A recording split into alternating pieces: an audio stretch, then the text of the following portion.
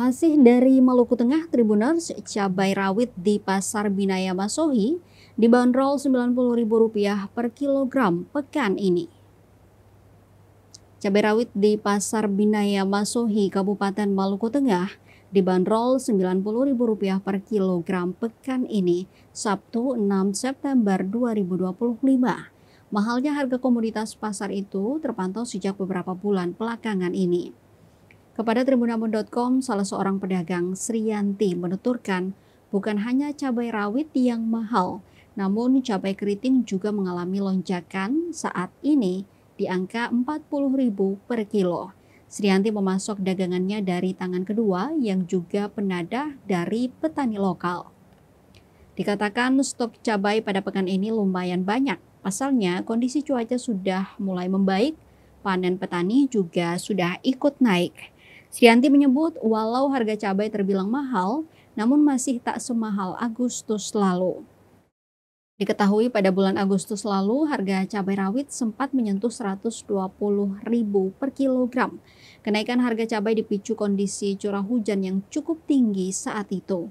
Berikut harga beberapa komoditas hortikultura yang dijual Sriyanti. Yang pertama ada cabai rawit dengan harga Rp90.000 per kilo. Kemudian cabai keriting per kilonya Rp40.000, tomat per kilo Rp35.000.